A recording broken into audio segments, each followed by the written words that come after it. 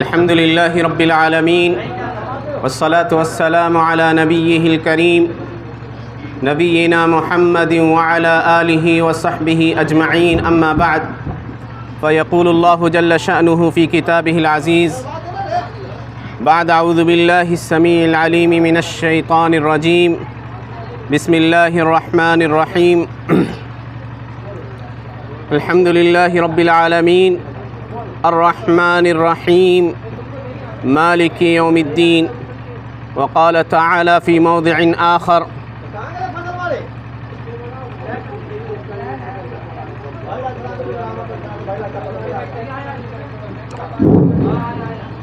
يا أيها الذين آمنوا لا تقدموا بين يدي الله ورسوله واتقوا الله إن الله سميع عليم يا أيها الذين آمنوا لا ترفعوا أصواتكم فوق صوت النبي ولا تجهروا له بالقول كجهر بعضكم لبعض أن تحبط أعمالكم وأنتم لا تشعرون إن الذين يغضون أصواتهم عند رسول الله أولئك الذين امتحن الله قلوبهم للتقوى لهم مغفرة وأجر عظيم.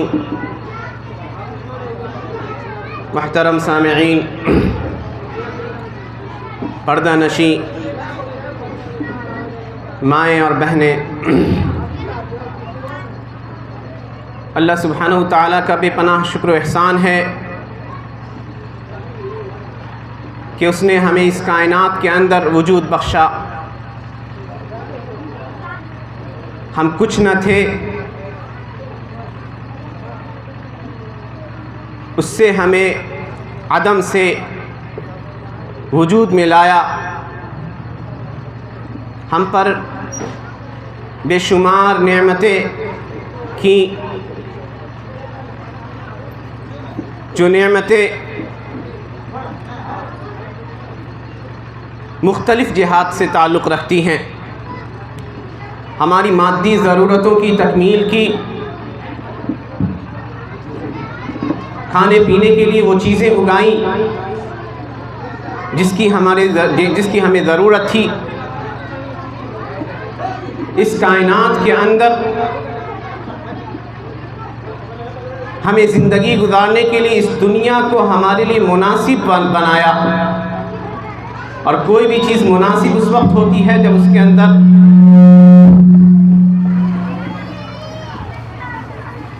زندگی گزارنے کی تمام آسائشیں میسر ہوں. جہاں اللہ نے ہماری بنیادی ضرورتوں کا خیال رکھا، وہیں ہماری روحانی ضرورتوں کی تکمیل کرنے کے لیے جس مقصد کے لیے اس نے اس دنیا میں ہمیں لایا تھا، اس مقصد کو واضح کرنے کے لیے ہمیں شیطان کے راستوں سے خبردار کرنے کے لیے ہمیں اپنی طاعت کی طرف متوجہ کرنے کے لیے اپنے نبیوں اور رسولوں کا ایک سلسلہ، ایک کڑی جاری فرمایا، جو آخر میں جناب محمد الرسول اللہ صلی اللہ علیہ وسلم پر آ کر ختم ہو جاتا ہے. آپ صلی اللہ علیہ وسلم جس دین کو لے کر آئے، جس پیغام کو لے کر آئے، وہ پیغام حیرہ تھا. وہ ایک صدا تھی کہ اے لوگو، کہہ دو لا الہ الا اللہ تفلحوا یا ایہا الناس قولوا لا الہ الا اللہ تفلحوا. اے لوگو، کہہ دو کہ اس اللہ کے علاوہ کوئی معبود برحق نہیں. اتنا کہہ دو گے تم کامیاب ہو جاؤ گے. آپ ذرا غور کیجئے کہ جس ماحول میں اللہ کے نبی صلی اللہ علیہ وسلم اس کلمہ کو بلند کرنے کی کوشش کر رہے تھے، اس پیغام کو عام کرنے کی کوشش کر رہے تھے، وہ معاشرہ، وہ سوسائٹی اور وہ شہر اللہ سے کوسوں دور ہو چکا تھا. ان کے اندر صنم پرستی، شجر پرستی، درختوں کو اپنا معبود سمجھتے تھے، کہیں کسی پتھر کو اپنا معبود بنا لیا، اور بسا اوقات تو ہوتا یہ تھا کہ سفر میں نکلتے تو جس ستو کو کھانے کے لیے وہ رکھتے تھے اس ستو کی شکل کا ایک معبود بنا لیتے تھے، اور جب بھوک لگتی تو اس کو توڑ کر گھور کر پی جاتے تھے۔ فحاشی اور برائی کی ہر شکل ان کے درمیان موجود تھی۔ وہ نعوذ باللہ زنا کے کاموں میں ملوث تھے، شراب نوشی کیا کرتے، لوگوں کو لوٹ لیا کرتے، اور ہر طرح کی انارکی ان کے معاشرے میں عام تھی۔ ظلم و بربریت کا بازار گرم تھا، کمزور ضعیف پر ظلم کرتا اور طاقتور کمزوروں کے حقوق کو ہڑپ لیا کرتے تھے۔ ایسے ماحول میں جب اللہ سبحانہ و تعالیٰ کی وحدانیت کو، اللہ ایک ہے اس تصور سے وہ معاشرہ، وہ سوسائٹی غفلت میں تھی، تب اس سوسائٹی میں مکے کی اس قسوت بھری زندگی میں، سخت زندگی میں، جہاں کی زندگی انتہائی سخت مانی جاتی تھی، اس سنگلاخ وادیوں میں ایک پکار اٹھتی ہے، یا ایھا الناس قولوا لا الہ الا اللہ تفلحوا، اے لوگو اللہ کی وحدانیت کا اقرار کرو کہ وہ اللہ ایک ہے اور ہماری عبادتوں کا مستحق وہی ہے، تم کامیاب ہو جاؤ گے دنیا اور آخرت دونوں میں۔ یہ اعلان یا ایک پیغام تھا جو مکہ کے ان لوگوں کے دل کے کانوں سے ٹکرایا جو لوگ اللہ کو چھوڑ کر نہ جانے کن کن چیزوں میں گم ہو چکے تھے، جو لوگ دین ابراہیمی کو بھلا بیٹھے تھے، جو اپنے حسب و نسب پر فخر کیا کرتے تھے، جن کو اپنی زباندانی پہ بڑا فخر تھا، جب یہ کلمہ وہ سنتے ہیں تو بیدک اٹھتے ہیں۔ ان کو اس کا مطلب معلوم تھا کہ اس کلمے کے اقرار کا کیا مطلب ہے، چنانچہ اللہ سبحانہ و تعالی قرآن مجید میں مختلف مقامات پر ان کے جوابات کو نقل کرتا ہے۔ جب اللہ کے نبی صلی اللہ علیہ وسلم نے جب اس پیغام کو عام کیا تو اللہ سورہ صاد میں کہتا ہے وَانطَلَقَ الْمَلَأُ مِنْهُمْ أَنِ امْشُوا وَاصْبِرُوا عَلَىٰ آلِهَتِكُمْ إِنَّ هَٰذَا لَشَيْءٌ يُرَادُ مَا سَمِعْنَا بِهَٰذَا فِي الْمِلَّةِ الْآخِرَةِ إِنْ هَٰذَا إِلَّا اخْتِلَاقٌ۔ ان کے جو مالدار لوگ تھے، جو ان کی حیثیت تھی سوسائٹی میں، ان کو لگا کہ محمد صلی اللہ علیہ وسلم کی دعوت اگر پھیل گئی مکہ میں تو ان کی سرداری چھن جائے گی، ان کی شان و شوکت میں کمی آ جائے گی۔ انہوں نے اس دعوت کا انکار ہی نہیں کیا، بلکہ لوگوں کو پیارے نبی صلی اللہ علیہ وسلم کے خلاف ورغلایا، نبی صلی اللہ علیہ وسلم کی ذات گرامی کو ٹارگٹ کرنا انہوں نے شروع کیا۔ اللہ کے نبی جن کی صداقت، جن کی سچائی اور جن کی امانت داری، جن کی پاک بازی اور جن کی نیکوکاری کی وہ گواہی دیا کرتے تھے، جب وہ آپس میں کبھی جھگڑتے تھے، اس وقت بھی جب اللہ کے نبی نہیں بنائے گئے تھے، 40 سال سے پہلے کی بات ہے، اس وقت بھی جب وہ آپس میں جھگڑتے تھے اور پیارے نبی صلی اللہ علیہ وسلم وہاں پہنچ جاتے تھے فیصلہ کرنے کے لیے، تو آپ کے چہرہ مبارک پہ نظر پڑتے ہی وہ کہتے تھے ھذا الامین قد رضینا، یہ امانت دار شخص ہیں، یہ سچے انسان ہیں، ہم راضی ہو گئے ان کے فیصلے سے، جو فیصلہ کر لیں گے سب تسلیم۔ جب پہلی دعوت آپ نے دی تھی تو مکہ کی صفا پہاڑی پہ چڑھے تھے۔ جو لوگ حج کو جاتے ہیں وہ دیکھا ہوگا انہوں نے کہ صفا مروہ کا طواف کرنے، خانہ کعبہ کے طواف کے بعد صفا مروہ کی طرف جاتے ہیں سعی کرنے کے لیے۔ وہ پہاڑی اس وقت کافی بلند تھی، اس پہاڑی پہ آپ چڑھے اور لوگوں کو خبردار کیا، اعلان کیا۔ وہاں اعلان کرنے کے لیے، لوگوں کو اکٹھا کرنے کے لیے ایک کلمہ کہا جاتا تھا، واہ صباحا، یہ کلمہ تھا، اور جو شخص بھی اس کلمہ کو سنتا، چاہے وہ جس حال میں ہو، اس کو اپنا کام چھوڑ کر وہاں پہنچنا تھا۔ یہ مکے کا دستور تھا۔ اللہ کے نبی نے یہ پکار لگائی، سارے لوگ اکٹھے ہو گئے، تو اللہ کے نبی نے ایک سوال کیا کہ لوگوں ذرا یہ بتلاؤ کہ میں خبر دوں تمہیں کہ اس صفا کی پہاڑی کے پیچھے ایک لشکر ہے جو تم پر حملہ کرنا چاہتا ہے۔ اب کنتم مصدقیہ، کیا تم میری اس بات کی تصدیق کرو گے؟ کیا تم مجھے سچا جانو گے؟ تو سارے لوگوں نے مل کر جواب دیا ما جربنا علیک الا صدقا، کہ اے محمد ہم نے تو آپ کو ہمیشہ سچا جانا ہے، آپ سے کبھی جھوٹی باتیں ہم نے سنتے نہیں دیکھی کہتے۔ چنانچہ اللہ کے نبی نے کہا تو یاد رکھو میں اللہ کے سخت عذاب سے تمہیں ڈرا رہا ہوں، میں اللہ کا پیغام لے کر آیا ہوں، اور وہ پیغام کیا ہے کہ جن چیزوں کے اندر تم پڑے ہو، اللہ کو چھوڑ کر جن چیزوں کو تم نے اپنا معبود بنا لیا ہے، جن کے سامنے تم اپنے سروں کو جھکاتے ہو، ان چیزوں کو چھوڑ دو، کیونکہ یہ کسی طرح کی نفع نقصان کی باعث نہیں ہے۔ نفع دینے والی ذات تو اللہ کی ہے، نقصان پہنچانے والی ذات اگر اللہ چاہے تو نقصان پہنچانے سے کوئی اور ذات نہیں روک سکتی آپ کو۔ إن يمسسك الله بضر فلا كاشف له إلا هو وإن يردك بخير فلا راد لفضله يصيب به من يشاء من عباده وهو الغفور الرحيم، کہ اللہ اگر آپ کو نقصان پہنچانا چاہے تو کوئی ذات دنیا میں ایسی نہیں ہے جو اس نقصان کو روک سکے، اور اللہ آپ کو بھلائی، آپ کے ساتھ بھلائی کرنا چاہے تو کوئی دنیا میں ایسی طاقت نہیں جو اس بھلائی کو آپ تک پہنچنے سے روک سکے۔ یہ پیغام آپ نے عام کیا، لوگوں کو مخاطب کرتے، آپ بازاروں میں جاتے، لوگوں سے ملتے، ان کی مجلسوں میں جا کر ملتے، ان کے گھروں پہ جا کے ملتے، اور اسی پیغام کو عام کرنا شروع کیا۔ اور قرآن کریم کی مکی صورتوں کو پڑھ جائیے گا، اللہ ان سے اقرار کرواتا ہے۔ کیا اقرار کرتا ہے؟ اللہ کہتا ہے پوچھئے ذرا ان سے، امن خلق السماوات والارض وانزل لكم من السماء ماء فانبتنا به حدائق ذات بهجة ما كان لكم ان تنبتوا شجرها أإله مع الله بل هم قوم يعدلون۔ ذرا پوچھئے، 20ویں پارے کی ابتدائی آیات ہے، اللہ کہتا ہے ذرا ان سے پوچھئے کون ہے جس نے اس وسیع و عریض کائنات کو پیدا کیا؟ کون ہے جو آسمان سے بارشیں نازل کرتا ہے، جس کے نتیجے میں خوش لہلہاتے اور خوبصورت پودے اگاتا ہے، جس کے اندر تمہارے لیے غذائیں اس نے رکھ رکھی ہیں؟ کیا اللہ کے علاوہ کوئی معبود ہے؟ اللہ کے علاوہ کوئی ایسی ذات ہے جس کے سامنے تم اپنے سر کو جھکا سکو؟ لوگ حق سے اعراض کر رہے۔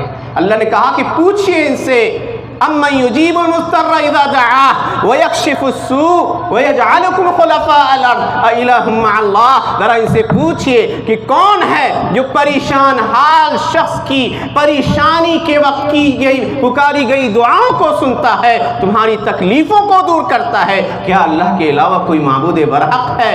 لوگوں کی اکثریت حق سے ناواقف نظر آتی ہے۔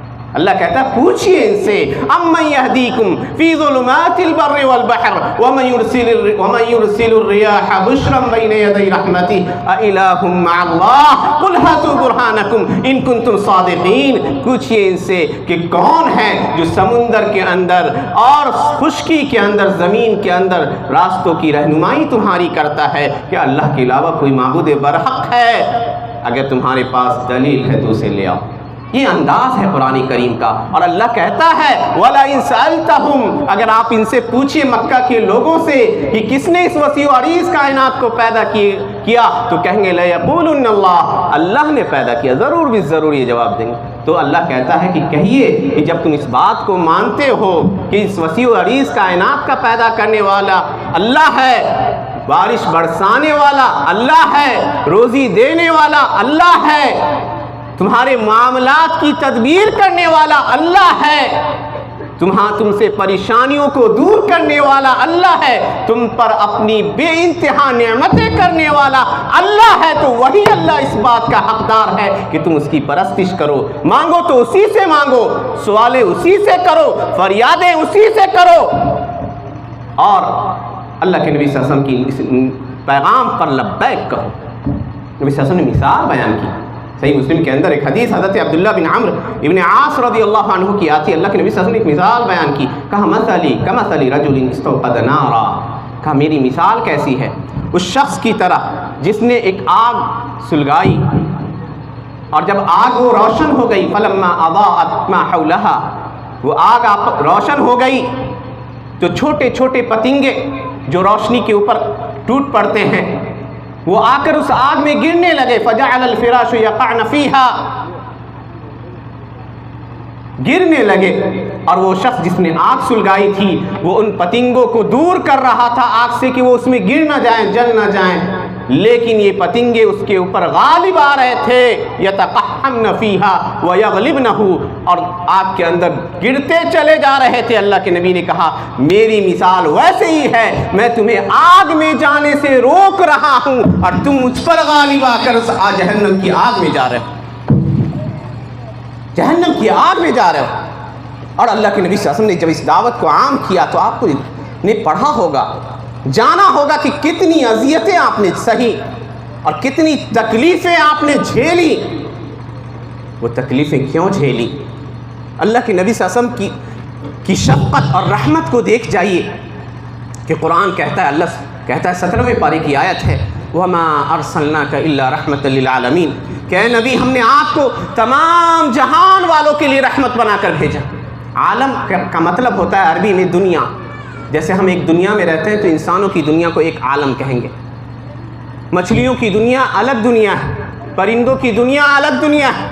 नबी सल्लल्लाहु अलैहि वसल्लम की ज़ाते गिरामी इस पूरी कायनात के अंदर रहने वाली मखलूक़ात के लिए बाइसे रहमत थी। और आप देख लीजिए अल्लाह के नबी का गुज़र एक बार हुआ, एक ऊँट आपके पास रोते हुए आया। अल्लाह के नबी ने कहा कि इस ऊँट का मालिक कौन है? अबाद अल्फाज में ऊँटनी थी। एक अंसारी शख्स आता है और कहता है अल्लाह के नबी ये मेरी ऊँटनी है। कहा तुम ये उस ऊँटनी ने मुझसे शिकायत की है कि तुम इससे ज़्यादा काम लेते हो, इसका दाना इसको खाना वाना नहीं देते।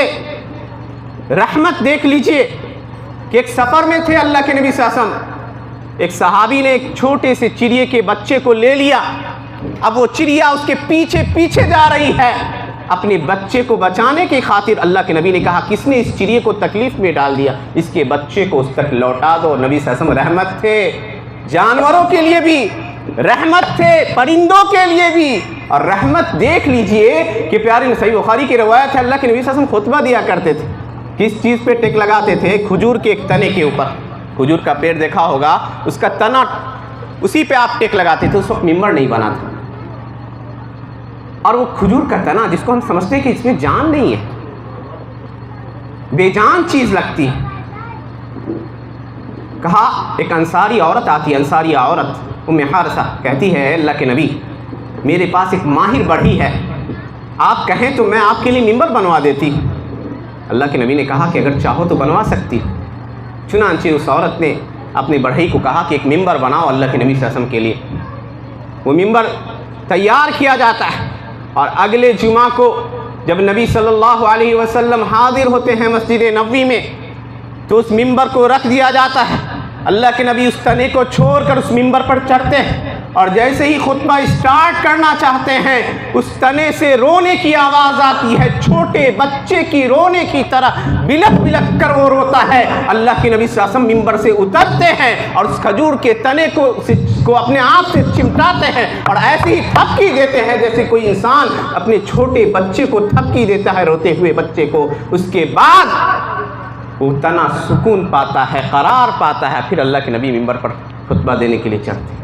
तो एक बेजान चीज़ जिसको आपको हमें लगता है कि उसके अंदर जान नहीं है, प्यारे नबी की बातों से वो महरूम हो गया था, इसीलिए उसे लगा वो रो पड़ा। तो ऐसी बहुत सारी मिसालें आपको नबी सल्लल्लाहु अलैहि वसल्लम की सीरत में मिल जाएंगी कि अल्लाह की नबी की ज़ाते गिरामी रहमत थी पूरी दुनिया के लिए, दुनिया की हर मखलूक़ात की।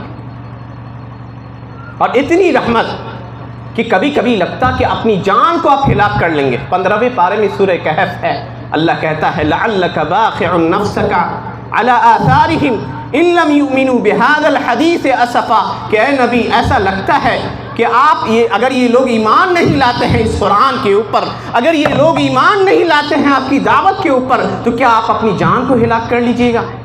और दूसरी जगह अल्लाह कहता है लअल्लका बाखिउन नफ्सका अल्ला यकूनु मुमिनीन, क्या आप अपनी जान को तबाह कर लीजिएगा अगर ये लोग ईमान नहीं लाते हैं। इतनी रग़बत और इतना शौक़ था कि इंसानियत जो इन तारीक राहों में भटक रही है वो अल्लाह की इताअत की तरफ आ जाए। वो अल्लाह जिसने उनके ऊपर बेशुमार इनामात किए हैं वही हकीकी रब है जो मुस्तहिक़ है हमारी इबादतों का। चुनांचे मक्के की ज़िंदगी में भी देख लीजिए आपने कितनी तकलीफ़ों को सहा, अपनी ज़ाती तकलीफ़ों को छोड़ दीजिए। वो नबी جو بچپن میں ہی اپنے ماں باپ سے محروم ہو گئے، جو اپنی دادا کی شفقت سے محروم ہو گئے، چچا کی شفقت میں پلے بڑھے، زندگی میں بہت ساری مصائب اور آلام کو جھیلا، جن کی زندگی جوانی کی شفاف اور بے عیب گزری، جو اس معاشرے کے لیے ایک آئیڈیل شخص تھے، نبوت سے پہلے بھی اور نبوت کے بعد بھی جب وہ اللہ کا پیغام عام کرنے کی کوشش کرتے ہیں تو دیکھیے کہ کس طرح شیطان اور شیطان کی پیروی کرنے والے ان کے مخالف ہو جاتے ہیں۔ تو میرے بھائیو، یہ دین جو ہمیں ملا ہے، یہ نبی صلی اللہ علیہ وسلم کی بے انتہا قربانی، صحابہ کرام کی بے انتہا محنت اور ہماری امت کے اسلاف کرام کی بے انتہا جہود اور مشقت کے بعد یہ دین ہم تک پہنچا ہے۔ ضرورت اس بات کی ہے کہ اس دین کو اہمیت کو جانیے، سیکھیے دین کو۔ یہ دین آپ کے لیے ایک امانت ہے، اور یاد رکھیے کہ ہم میں سے ہر شخص کو مرنا ہے اور 3 سوالوں کے جوابات تو اسے دینے ہوں گے۔ 3 سوال کا جواب ہر شخص کو دینا، چاہے اس نے اب دنیا میں جیسی زندگی گزاری ہو، کیا اس نے اللہ کی بندگی میں گزاری، یا اللہ سے غافل ہو کر وہ رہا، دین کا مذاق اڑایا، اللہ اور اس کے رسول کے احکامات اس تک پہنچتے رہے لیکن اس نے اس کے سامنے اپنے سر کو نہ جھکایا۔ کوئی بھی شخص ہو معاشرے میں، اس کی کوئی بھی حیثیت ہو، جیسے ہی وہ مرے گا نا، وہ بے حیثیت ہو جائے گا اور ان 3 سوالوں سے اسے گزرنا پڑے گا۔ 3 سوال ہے۔ پہلا سوال ہے فرشتوں کا، اور وہ فرشتے کیسے ہوں گے؟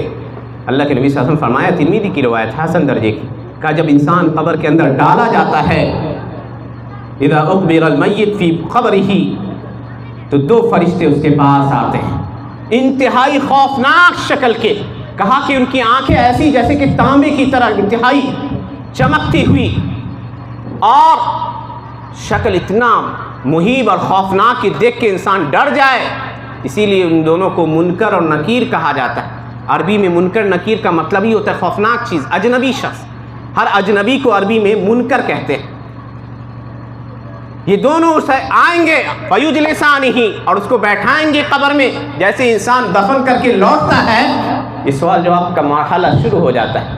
چاہے وہ عورت ہو، بچہ ہو، کوئی بھی ہو، وہ ان 3 سوالوں کے جوابات تو اسے بہرحال دینے ہوں۔ پہلا سوال ہے من ربک، تمہارا رب کون ہے؟ اگر آپ نے اپنے رب کو دنیا میں پہچان لیا تو آسانی کے ساتھ آپ جواب دے دیجیے، آسانی سے وہ جواب آپ کی زبان سے ادا ہو جائے گا۔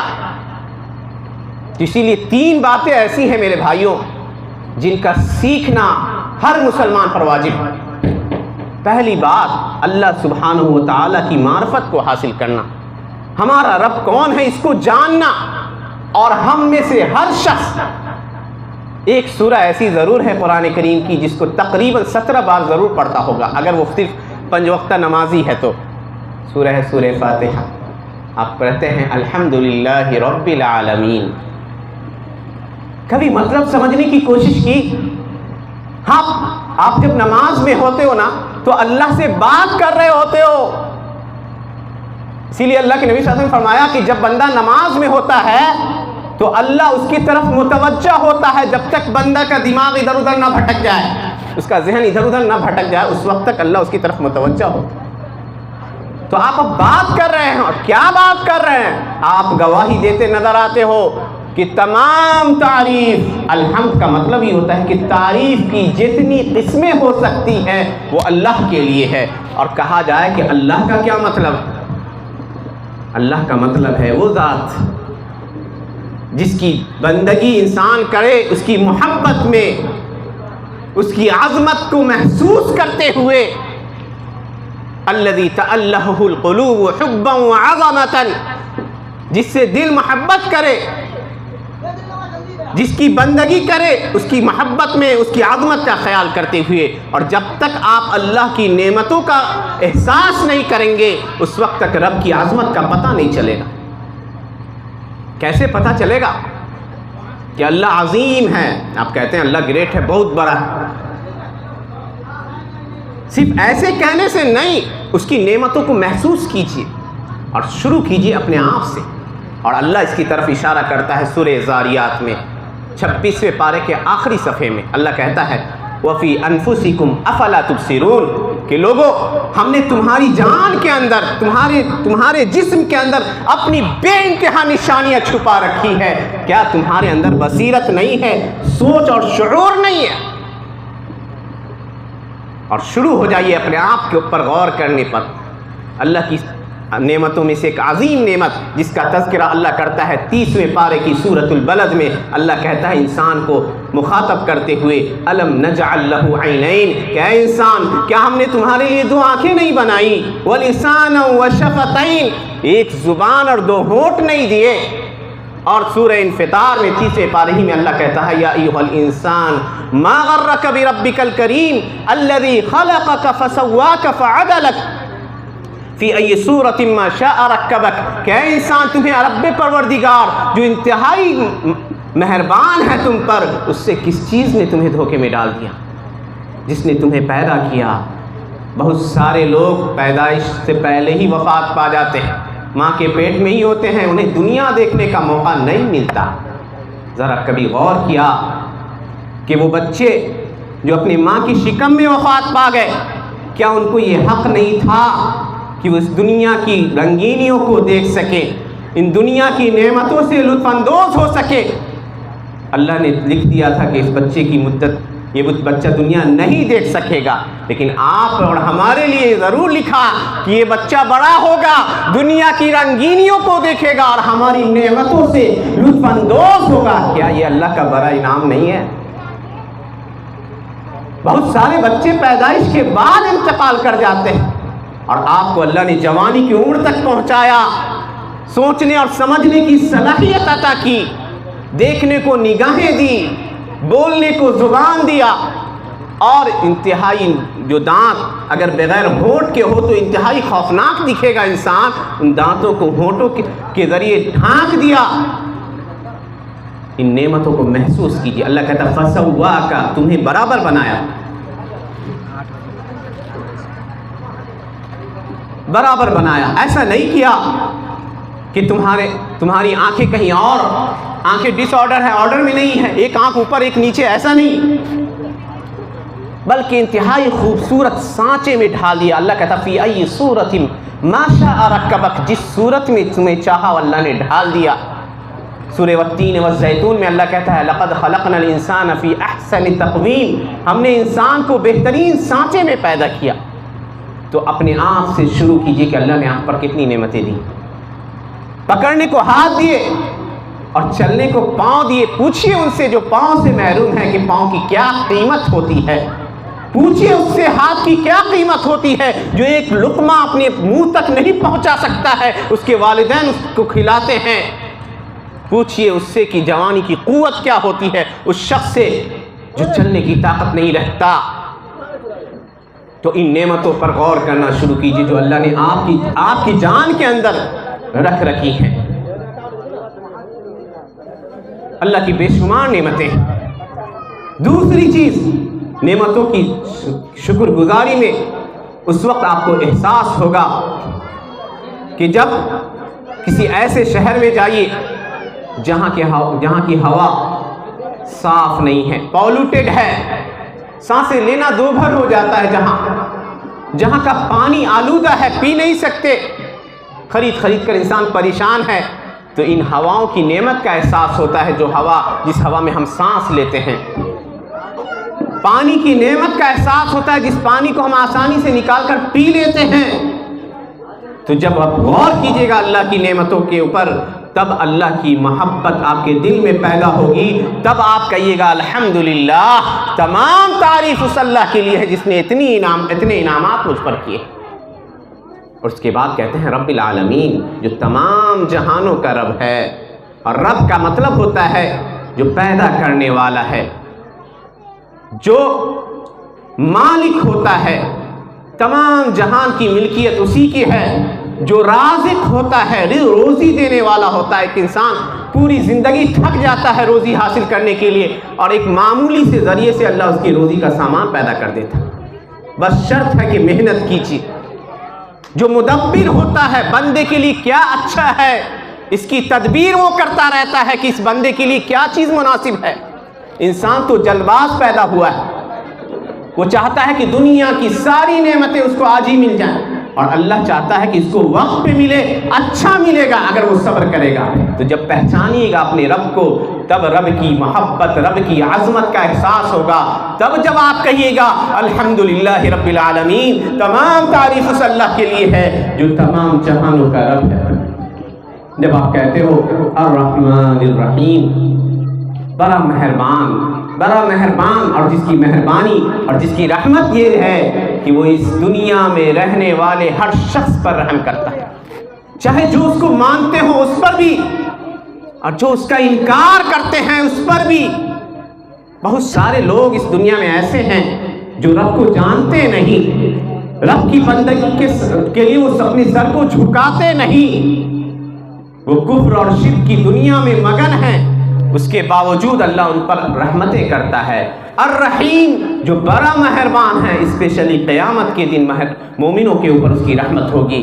اس کے بعد آپ کہتے ہیں مالک یوم الدین، جو بدلے کے دن کا مالک ہے، قیامت کے دن کا مالک ہے۔ جب یہ بات آپ بولتے ہیں تو آپ کے دلوں میں یہ بات ہونی چاہیے کہ ایک دن آئے گا، جیسے آج میں کھڑا ہوں، کوئی مجھے اٹھا کر میری آخری آرام گاہ تک مجھے پہنچا دے گا، اور پھر اوپر سے مٹی ڈال دیا جائے گا۔ ہر شخص کے ساتھ جس کے لیے آپ اپنی دنیا لگا دیتے ہو، جن بچوں کے لیے کہ مستقبل کے لیے آپ اپنے آپ کو بھلا دیتے ہو، اپنی صحت کی کوئی فکر نہیں ہے، اپنے لیے اپنے آرام کو آپ نے چھوڑ دیا ہے کہ آج محنت کریں گے تو میرے بچے کا روشن مستقبل ہوگا، محنت کریں گے تو میری بیوی خوش خرم زندگی گزارے گی۔ کن کے لیے اپنے آپ کو تھکا رہے ہو، اور کن کی دنیا آباد کر رہے ہو اپنی آخرت کو برباد کر کے۔ سنو ذرا اللہ سبحانہ و تعالیٰ کیا کہتا ہے سورہ عبس و تولی میں۔ اللہ کہتا ہے یوم یفر المرء من اخیہ وامہ وابیہ وصاحبتہ وبنیہ لکل امرئ منہم یومئذ شأن یغنیہ، کہ اے نبی کہہ دیجئے کہ جب قیامت کی گھڑی آئے گی، قیامت کی چیخ ہوگی، تو وہ زندگی کیسی ہوگی؟ کا حالت یہ ہے، اللہ کہتا ہے ذرا خاموش رہیں، یوم یفر المرء من اخیہ، جس دن انسان اپنے بھائی سے بھاگے گا، وامہ وابیہ، اپنے ماں باپ سے بھاگے گا، وصاحبتہ وبنیہ، اپنی بیوی اور بیٹوں سے بھاگے گا، جن کے لیے اس نے اپنی پوری دنیا لگا دی۔ اپنے بھائی پر اگر کوئی ظلم کر دے تو وہ اس کے لیے لڑنے مرنے کو تیار ہو جائے۔ ماں باپ کے لیے وہ چاہتا ہے کہ دنیا کی جو نعمت ہو سکے لا کے دے دوں، اور بیوی کے لیے تو چھوڑ دیجئے کہ وہ اپنے ماں باپ کو بھی بھول جاتا ہے۔ بیوی اور بچوں کے لیے وہ اپنے بھائیوں سے جھگڑ لیتا ہے، ماں باپ کو ناراض کر دیتا ہے کہ اس کی بیوی خوش رہے، اس سے اس کے بچے اچھی زندگی گزارے، اور اس اچھی زندگی کے خواب میں وہ اتنی محنت کرتا ہے اور اتنا خود کو مشغول کر دیتا ہے کہ اس کے پاس وقت نہیں بچتا ہے کہ کچھ اپنے لیے سوچے، اس زندگی کے لیے سوچے جس زندگی کے بارے میں سوچنے کے لیے قرآن دعوت دیتا ہے۔ اللہ کہتا ہے سورۃ الحشر میں 28ویں پارے کی آخری صفحے کی دوسری آیت ہے، اللہ کہتا ہے یا ایھا الذین آمنوا اتقوا اللہ ولتنظر نفس ما قدمت لغد واتقوا اللہ ان اللہ خبیر بما تعملون، کہ ایمان والو اللہ سے ڈرتے رہو، اور ہر شخص کو سوچنا چاہیے کہ کل کے لیے اس نے کیا پیش کر رکھا، کیا لے کر ہو جائے۔ جس بیوی کو خوش کرنے کے لیے وہ اپنی دنیا بھلا بیٹھا تھا، نمازیں ترک کر دی، روزے تک کو چھوڑ بیٹھتا ہے، اور وہ بیوی بھی یاد کرے کہ جس شوہر کی خدمت میں وہ اپنی نمازوں کو چھوڑ بیٹھتی ہے، جن بچوں کے دیکھ بھال میں وہ اپنی آخرت کو بھلا بیٹھی ہے، جب وہ مرے گی نا تو نہ اس کا شوہر اس کے کام آئے گا اور نہ اس کے بچے کام آئیں گے۔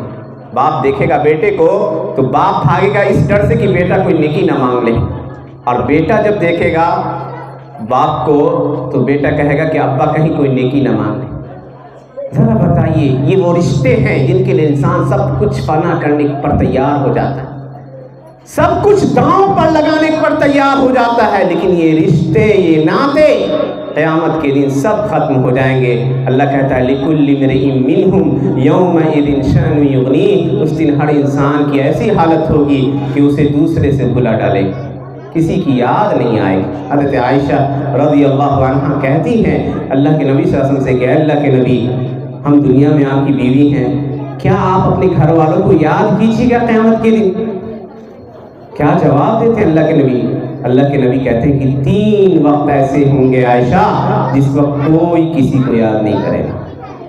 3 گھڑیاں یا 3 اوقات ایسے ہوں گے اس وقت کوئی کسی کو یاد نہیں کرے گا، جب قیامت کا پہلا دن ہوگا جس کو کہتے ہیں 50,000 سال کے برابر، اتنا عظیم الشان دن کہ انسان اپنے گناہوں کے اعتبار سے پسینے میں شرابور ہوگا، اور لوگ اتنا پریشان ہوں گے کہ حتیٰ کہ کافر کہیں گے کہ ہمارے درمیان فیصلہ کر دیا جائے، ہمیں جہنم میں جانا منظور ہے لیکن اب اس حالت میں نہیں رہ سکتے۔ کہا اس وقت کوئی کسی کو یاد نہیں کرے گا۔ کہا اس وقت جب پل صراط کو لایا جائے گا اور جہنم پہ رکھ دیا جائے گا، اور وہ پل صراط کیسا ہوگا؟ کہا کہ بال سے بھی زیادہ پتلا باریک اور تلوار سے بھی زیادہ تیز، اور وہ کہاں رکھا جائے گا؟ وہ پل جہنم کے اوپر، اور نیچے جہنم کی دہکتی ہوئی آگ ہوگی، اور اوپر وہ پل ہے اور ہر شخص کو کراس کرنا ہے، کوئی اور راستہ نہیں ہے جنت کی طرف جانے کا، آپ کو کراس کر کے جانا ہوگا اسی پل کو۔ اور وہ پل کیسا ہوگا کہ جہنم کے اندر ایک مخلوق ہوگی جس کو اللہ کے نبی صلی اللہ علیہ وسلم نے کہا فیہا خطاطیف و کلالیب، اس کے اندر ایسی مخلوقات ہوں گی جو لوگوں کو اچکیں گی، زخمی کریں گی۔ اس کی مثال ہم دے سکتے ہیں کیکڑا نما چیزیں جو لوگوں کو ڈنک مارے گی، اور انسان اس وقت اس پل پر اپنے عمل کے لحاظ سے کراس کرے گا، تو جو انسان جتنا نیک ہوگا اس کے لیے اللہ روشنی رکھ دے گا۔ انتہائی تاریک پل، اندھیرا ہوگا، ایک تو اندھیرا ہے اور نیچے جہنم کی دہکتی ہوئی سیاہ آگ ہے، اور اس میں ایک ایسی مخلوق ہے جو لوگوں کو زخمی کر رہی، گرانا چاہتی ہے جہنم میں، اور وہ پل تلوار سے زیادہ باریک ہے، ہاتھ کو سجھائی نہیں دے رہا۔ اتنا خوفناک منظر کہ لوگ سن کر رونگٹے کھڑے ہو جائیں۔ کہا اللہ کے نبی صلی اللہ علیہ وسلم نے کہ اس دن انسان کے لیے اللہ سبحانہ و تعالیٰ ایک روشنی رکھے گا۔ وہ روشنی کہاں سے آئے گی؟ یہ آپ کے عملوں کی روشنی ہوگی، کوئی ٹارچ کوئی وارچ کچھ نہیں، وہ روشنی آپ کے اعمال کی ہوگی۔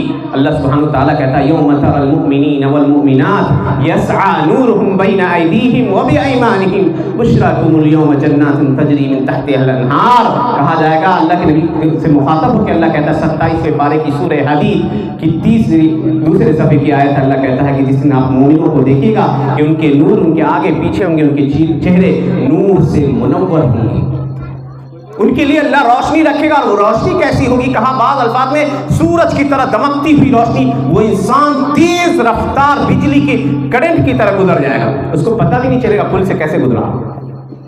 کچھ لوگ ایسے ہوں گے جن کی روشنی تھوڑی اس سے کم ہوگی، چاند کی طرح، وہ تیز رفتار پرندے کی طرح گزریں گے، اور بعض الفاظ میں ہے بعض لوگ ایسے بھی ہوں گے جو تیز رفتار گھوڑے کی طرح گزریں گے، بعض دوڑ کے گزریں گے، اور کچھ لوگ ایسے بھی ہوں گے کہ جن کی روشنی ٹمٹماتی ہوئی سی چراغ جیسی ہوگی، وہ ایک قدم رکھیں گے اور دوسرے قدم پہ کھڑے ہوں گے، اور وہ مخلوق جو جہنم کے نیچے ہے وہ ان کو زخمی کرے گی۔ تو اپنے عمل کے لحاظ سے وہ کراس کر سکتے ہیں، اگر ان کے گناہ کا پلڑا زیادہ ہوگا تو وہ اسی کے اندر گر کر زخمی ہو کر گر جائیں گے، والعیاذ باللہ۔ کہا کہ اور تیسرا وقت وہ ہوگا جس وقت انسان کسی کو نہیں یاد کرے گا، جس وقت انسان کو نام اعمال ملے گا۔ اللہ کہتا ہے فَأَمَّا مَنْ أُوتِيَ كِتَابَهُ بِيَمِينِهِ فَيَقُولُ هَاؤُمُ اقْرَءُوا كِتَابِيَهْ إِنِّي ظَنَنْتُ أَنِّي مُلَاقٍ حِسَابِيَهْ فَهُوَ فِي عِيشَةٍ رَاضِيَةٍ فِي جَنَّةٍ عَالِيَةٍ قُطُوفُهَا دَانِيَةٌ كُلُوا وَاشْرَبُوا هَنِيئًا بِمَا أَسْلَفْتُمْ فِي الْأَيَّامِ الْخَالِيَةِ، کہ جس شخص کا نام اعمال اللہ سبحانہ و تعالیٰ ان کے دائیں ہاتھ میں دے گا، وہ شخص وہ مارے خوشی کے گھومتا بھٹکتا پھرے گا اور کہے گا لو میرے نامہ اعمال کو پڑھو، اللہ کہے گا کہ وہ شخص جہنم کی دائمی نعمتوں میں ہوگا، بلند و بالا جنتیں ہیں اور جنت کی وہ ساری نعمتیں جس کا وعدہ اللہ نے کیا ہے وہ نعمتیں اسے ہوں گی۔ اللہ کہے گا خوش و خرم کے ساتھ رہتے رہو اب ہمیشہ ہمیشہ کے لیے۔ اس کے برعکس وہ شخص جس کا نامہ اعمال اس کے بائیں ہاتھ میں دیا جائے گا پیچھے کی جانب سے، پتہ بھی نہیں چلے گا، کوئی چاہ کر بھی دایاں ہاتھ نہیں بڑھا سکتا۔ عمل کے لحاظ سے آپ کو دایاں اور بایاں میں آپ کے اعمال ملیں گے، پیچھے سے اللہ کہتا ہے وَأَمَّا مَنْ أُوتِيَ كِتَابَهُ وَرَاءَ ظَهْرِهِ، جس کو پیچھے سے بائیں ہاتھ میں نامہ اعمال تھمایا جائے گا وہ اپنے آپ کے لیے موتوں کو پکارے گا، فَسَوْفَ يَدْعُو ثُبُورًا وَيَصْلَىٰ سَعِيرًا إِنَّهُ كَانَ فِي أَهْلِهِ مَسْرُورًا إِنَّهُ ظَنَّ أَن لَّن يَحُورَ بَلَىٰ إِنَّ رَبَّهُ كَانَ بِهِ بَصِيرًا، جس کے نام اعمال کو بائیں ہاتھ میں دیا جائے گا وہ موتوں کو پکارے گا اور کہے گا کہ یا لیتہا کانت القاضیہ، کاش کہ موت میرا کام تمام کر دیتی، میرا کچھ عطا پتہ نہ ہوتا، مجھے یہ نام اعمال ملا ہی نہیں ہوتا۔ وہ کہے گا کہ دنیا میں بہت طاقتور تھا، میری چودراہٹ اور طاقتوری نے مجھ کو ہلاک کر دیا، ہلک عنی سلطانیہ۔ اللہ کہے گا خذوہ فغلوہ، پکڑو اسے اور جکڑو، ثم الجحیم صلوہ، پھر اسے جہنم کی طرف داخل کر دو، جہنم کے اندر، ثم فی سلسلۃ ذرعھا 70 ذراعا فاسلکوہ، پھر اسے 70 گز کی زنجیروں میں جکڑ ڈالو، انہ کان لا یؤمن باللہ العظیم، وہ اللہ عظیم پر ایمان نہیں لایا کرتا تھا، ولا یحض علی طعام المسکین، مسکینوں کو کے کھانے پر ابھارا نہیں کرتا تھا، غریبوں کا خیال نہیں رکھا کرتا تھا، فلیس لہ اليوم ہاہنا حمیم، یہاں اس کا کوئی دوست نہیں ہے۔ تو اللہ پر ایمان کا یہ مطلب ہوتا ہے۔ دوسرا سوال جو قبر میں ہوگا وہ یہ ہے، کہا جائے گا کہ نبی کون ہیں جو تمہاری جانب بھیجے گئے، اللہ کے نبی صلی اللہ علیہ وسلم کی معرفت حاصل کرنی ہو، اللہ کے نبی کے کیا حقوق ہیں ان کو جانیے، جنہوں نے اپنا سب کچھ قربان کر دیا، جو روتے تھے راتوں کو اٹھ کر۔ حضرت ابو ہریرہ یا عبداللہ بن عمرو بن عاص کی مسلم شریف کے اندر روایت ہے، وہ کہتے ہیں کہ اللہ کے نبی صلی اللہ علیہ وسلم ایک روز رات میں اٹھے تہجد میں اور قرآن کریم کی 2 آیتیں پڑھی۔ حضرت ابراہیم علیہ السلام نے ایک دعا کی تھی، 13ویں پارے میں سورہ ابراہیم کے اندر اس کا بیان ہے، رب انہن اضللن کثیرا من الناس، کہ اے رب مجھے اور میرے بچوں کو بت پرستی سے بچانا، کیونکہ ان چیزوں نے بہت سارے لوگوں کو گمراہ کر دیا ہے۔ اللہ کے نبی نے یہ آیت پڑھی اور حضرت عیسیٰ کی ایک بات اللہ کے نبی کو یاد آئی جو سورہ مائدہ کے آخری صفحے کے اندر ہے۔ اللہ کے نبی صلی اللہ علیہ وسلم نے کہا ان تعذبہم فانہم عبادک، عیسیٰ علیہ السلام اللہ سے کہیں گے کہ اللہ اگر تو یہ انہیں عذاب دے گا تو یہ تیرے بندے ہیں، اور اگر تو انہیں معاف کر دے گا تو تو ہی غالب اور حکمت والا ہے۔ یہ 2 آیتیں اللہ کے نبی پڑھتے ہیں اور اس کے بعد زاروں قطار رونے لگتے ہیں اور کہتے ہیں اللہم امتی امتی، اللہ میری امت کا کیا حال ہوگا، میری امت کا کیا حال ہوگا۔ اللہ سبحانہ وتعالیٰ فرشتے کو بھیجتے ہیں جبریل کو، کہتے ہیں کہ پوچھیے جا کے محمد سے کہ کون سی چیز انہیں رلا رہی ہے، حالانکہ اللہ زیادہ جانتا ہے کہ کیوں رو رہے ہیں۔ اللہ کے نبی صلی اللہ علیہ وسلم کے پاس فرشتے آتے ہیں اور پوچھتے ہیں فرشتے کہ کیوں آپ رو رہے ہیں، من الذی یبکیک یا محمد، تو اللہ کے نبی کہتے ہیں کہ یہ 2 نبیوں نے اپنی اپنی امت کے لیے سفارش کی، میری امت کا کیا حال ہوگا مجھے پتہ نہیں ہے۔ اللہ کہتا ہے فرشتے سے کہ کہہ دیجئے کہ آپ کو آپ کی امت کے سلسلے میں خوش کر دیں گے، آپ ان کا غم نہ کریں، ہر وہ شخص جو توحید پر مرے گا، اللہ کی وحدانیت کا اقرار کرنے والا ہوگا، وہ جنت میں داخل ہوگا۔ تو اللہ کے نبی کو پہچانیے، اور صحابہ کے دلوں میں اللہ کے نبی کی عظمت تھی اور محبت کی ایسی تصویر انہوں نے پیش کی ہے کہ دنیا اس کی مثال پیش کرنے سے قاصر ہے۔ کچھ مثالیں میں ذکر کروں گا صحابہ کی، صحابہ کرام نے کیسی محبت کی اور کیسی جانثاری تھی ان کی۔ ایک بار اللہ کے نبی صلی اللہ علیہ وسلم خانہ کعبہ میں کے صحن میں نماز پڑھ رہے تھے، مکے کا ایک شقی بدبخت شخص آتا ہے جس کا نام سیرت نگاروں نے عقبہ بن ابی معیط لکھا ہے۔ وہ آتا ہے، نبی صلی اللہ علیہ وسلم سجدے میں ہیں، آپ کے جسم مبارک پر وہ اونٹ کی اوچھڑی لا کر ڈال دیتا ہے بڑی سی، اتنا وزنی ہوتا ہے کہ اللہ کے نبی اٹھ نہیں پاتے ہیں۔ حضرت فاطمہ چھوٹی تھی، وہ آتی ہیں روتے ہوئے اور اس گندگی کو صاف کرتی ہیں، روتے جاتی ہیں، کہتے ہیں اللہ کے نبی بیٹی غم نہ کر، اور بعض الفاظ کے اندر ہے کہ حضرت ابو بکر رضی اللہ عنہ آتے ہیں اور اللہ کے نبی صلی اللہ علیہ وسلم کو بچاتے ہیں اور کہتے ہیں اتقتلون رجلا ان یقول ربی اللہ، کیا ایسے شخص کو تم صرف اس لیے مارنا چاہتے ہو جو کہتا ہے کہ میرا رب اللہ ہے؟ یہ قربانی دیکھ لیجیے اللہ کے نبی صلی اللہ علیہ وسلم کی۔ اسی لیے عروہ بن مقصود الثقفی کہتے ہیں اس وقت وہ مومن مسلمان نہیں ہوئے تھے، صلح حدیبیہ کے وقت مکہ والوں نے انہیں اپنا سفیر بنا کر بھیجا تھا، اپنا ایلچی بنا کر بھیجا تھا۔ وہ اللہ کے نبی سے بات کرنے کے لیے آتے ہیں اور اللہ کے نبی کے صحابہ کرام کی محبت کا منظر دیکھتے ہیں کہ کیسی محبت تھی صحابہ کرام کو اللہ کے نبی سے۔ چنانچہ جب وہ لوٹتے ہیں مکہ تو مکہ والوں کو جمع کرتے ہیں اور کہتے ہیں یا اہل مکہ لقد وفدت على كسرى وملوك قیصر ومصر فما رأيت احدا منهم يعظمه اصحابه كما يعظم اصحاب محمد محمدا۔ کہ اے مکہ والو سن لو، میں بہت سارے بادشاہوں کے دربار میں جا چکا ہوں، میں روم کے بادشاہ کے دربار میں گیا، میں ایران کے بادشاہ کے دربار میں گیا، میں ایتھوپیا حبشہ کے بادشاہ کے دربار میں گیا، لیکن ان میں سے کسی کے ساتھیوں کو ان کی تعظیم ویسے کرتے نہیں دیکھا جیسے محمد صلی اللہ علیہ وسلم کے ساتھی محمد صلی اللہ علیہ وسلم کی تعظیم کرتے ہیں۔ فواللہ ما تنخم نخامة، اللہ کی قسم وہ تھوکتے بھی ہیں تو ان کی یہ تھوک ان کا تھوک زمین پر نہیں گرتا، کسی صحابی کے ہاتھ پر گرتا ہے اور وہ اس تھوک کو اپنے جسم پر مل لیتے ہیں۔ جب وہ وضو کرتے ہیں تو وضو کے بعد جو بچا ہوا پانی ہوتا ہے اس پانی کو لینے کے لیے صحابہ آپس میں ایسا منظر ہوتا ہے کہ لڑ پڑیں گے، ایسی محبت ہے۔ غزوہ احد کا منظر ہے، اللہ کے نبی صلی اللہ علیہ وسلم کی شہادت کی خبر اڑا دی جاتی ہے، یہ خبر اڑ جاتی ہے کہ نبی صلی اللہ علیہ وسلم کو شہید کر دیا گیا ہے۔ مکہ سے ایک عورت نکلتی ہے اور عورتوں کی محبت دیکھ لیجیے کیسی تھی اللہ کے نبی سے، وہ نکلتی ہے اور جو لوگ مکہ مدینہ گئے ہیں وہ دیکھیں گے کہ مدینہ مسجد نبوی سے ٹھیک جو ہے سامنے ہے احد کی پہاڑی۔ وہ عورت مدینہ سے نکلتی ہے اور کچھ دور جاتی ہے تو لوگوں کا ایک قافلہ ملتا ہے جو لوٹ رہا ہوتا ہے احد کے میدان سے۔ وہ لوگ اس عورت کو کہتے ہیں کہ اے فلانا تمہارے والد شہید ہو گئے۔ ذرا غور کیجیے گا کہ وہ عورت کیا جواب دیتی۔ وہ کہتی ہے انا للہ و انا الیہ راجعون، مجھے بتاؤ کہ اللہ کے نبی کا کیا حال ہے۔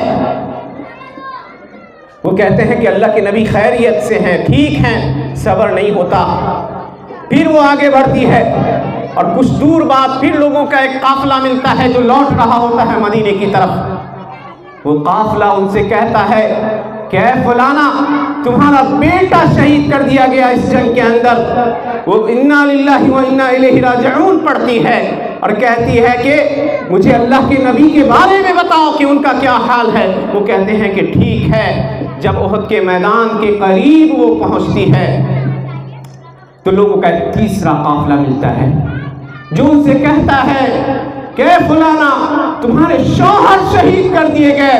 وہ رو پڑتی ہے اور کہتی ہے کہ مجھے بتاؤ میرے نبی کا کیا حال ہے، میرے شوہر مر جائیں، میرے بھائی مر جائیں اور میرے والد مر جائیں، مجھے اس کی کوئی پرواہ نہیں ہے، مجھے اپنے نبی کی خبر دو۔ صحابہ کہتے ہیں وہ ٹھیک ہے۔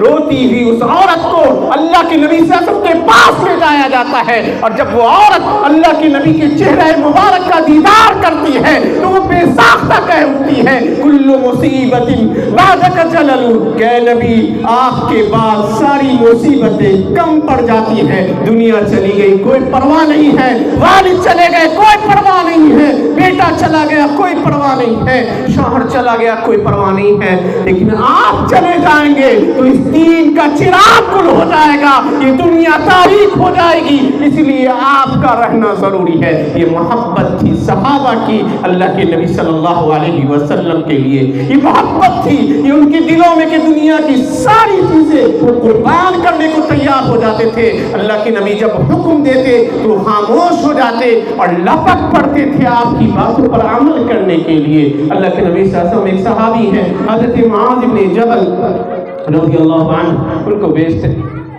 یمن کی جانب بھیج اللہ کے نبی صلی اللہ علیہ وسلم ایک صحابی کو بھیجتے ہیں، حضرت معاذ بن جبل رضی اللہ عنہ کو یمن کی جانب جب بھیجتے ہیں تو یہ خبر کرتے ہیں انہیں، معاذ سواری پہ سوار ہیں، اللہ کے نبی ان کی سواری کے نیچے چل رہے ہیں اور کہتے ہیں یا معاذ انکا عسى الا ترانی، معاذ مجھے لگتا ہے کہ آئندہ تم مجھے نہیں دیکھ سکو گے، جب تم یمن سے لوٹو گے تو ہو سکتا ہے کہ تم میری قبر سے لوٹو، میری قبر سے گزرو گے۔ معاذ اتنا سنتے ہیں کہ زار و قطار رونے لگتے ہیں۔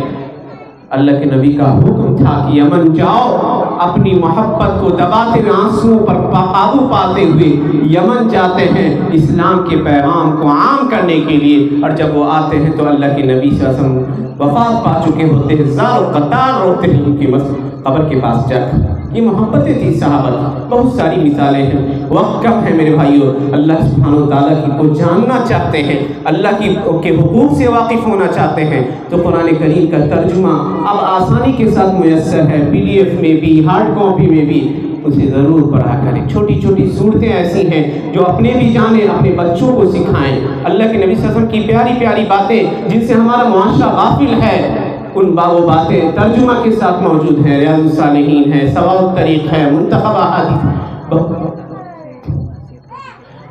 بہت ساری چیزیں ہیں جن کو آپ پڑھ سکتے ہیں۔ اور میں خصوصاً اپنے معاشرے کی ان عورتوں کی توجہ اس بات کی طرف مبذول کرانا چاہوں گا کہ ان کے اندر بہت ساری معاشرتی برائیاں آ گئی ہیں، ان کے اندر حسد ہے، ان کے اندر چغلخوری ہے، ایک دوسرے کے خلاف سازشیں ہیں، اللہ کے حقوق کی پامالی ہے۔ ان چیزوں سے اپنے آپ کو بچائیے اور یاد رکھیے کہ ہر شخص کل نفس بما کسبت رہینہ، ہر شخص کو اپنے عمل کا جواب دینا ہے۔ آپ اللہ کے یہاں کیا لے کر جا رہی ہو اس کا ضرور سوچیے، کیونکہ اللہ کے نبی صلی اللہ علیہ وسلم فرمایا کہ وہ شخص بڑا مفلس ہے، کنگال شخص ہے۔ کیا تم جانتے ہو کہ میری امت کا کنگال اور مفلس شخص کون ہے؟ مسلم شریف کے اندر یہ حدیث ہے، اتدرون من المفلس؟ تو اللہ کے نبی کے ساتھیوں نے کہا کہ اللہ کے نبی ہم میں مفلس وہ شخص ہے، کنگال شخص وہ ہے جس کے پاس مال و دولت نہ ہو۔ کہا نہیں، میری امت کا مفلس اور کنگال آدمی وہ ہوگا جو قیامت کے دن بہت ساری نیکیاں لے کر آئے گا، لیکن آئے گا اس حال میں کہ اس نے فلاں کو گالی دی ہوگی، آئے گا اس حال میں کہ اس نے فلاں کی عزت کے اوپر کیچڑ اچھالے ہوں گے، آئے گا اس حال میں کہ اس نے فلاں کی غیبت کی ہوگی۔ یاتی وقد شتم ھذا، یاتی وقد اکل مال ھذا، کسی کے مال کو ناحق غصب کر لیا ہوگا۔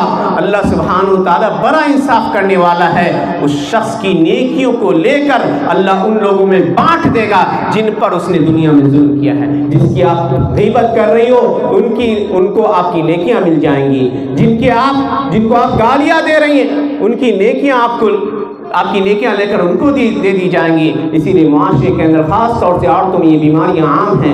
اپنی زبان پہ کنٹرول رکھیں، اپنی زبان کو اللہ کے ذکر سے آباد رکھیں، اپنے بچوں کو دین کی تربیت دیجیے۔ دنیا میں آج بے راہ روی کا دور عام ہے، کثرت سے مسلم لڑکیاں دین سے مرتد ہو رہی ہیں۔ ان کو دین سکھائیے، اللہ کون ہے یہ بتلائیے، پیارے نبی صلی اللہ علیہ وسلم کون ہے یہ بتلائیے، اسلام کیا ہے انہیں بتلائیے، انہیں ان کی جڑوں کو مضبوط کیجیے۔ دنیا میں ارتداد کی، بے دینی کی کوئی لہر، وہ بچہ جہاں بھی رہے گا مسلم ہو کر رہے گا۔ اللہ سبحانہ وتعالیٰ سے دعا ہے کہ اللہ سبحانہ وتعالیٰ جب تک ہمیں زندہ رکھے، دین اسلام پر زندہ رکھے، جب ہمارا خاتمہ ہو تو ایمان پر خاتمہ ہو۔ اللہ سبحانہ وتعالیٰ تمام لوگوں کو اجر عظیم سے نوازے جن لوگوں نے اس پروگرام کا انعقاد کیا، اور وہ تمام لوگ جنہوں نے ان باتوں کو سنا انہیں ان باتوں پر عمل کرنے کی توفیق عنایت فرمائے۔ آمین وآخر دعوانا الحمدللہ رب العالمین۔ اقول قولی ھذا استغفر اللہ لی ولکم ولسائر المسلمین، والسلام علیکم ورحمۃ اللہ وبرکاتہ۔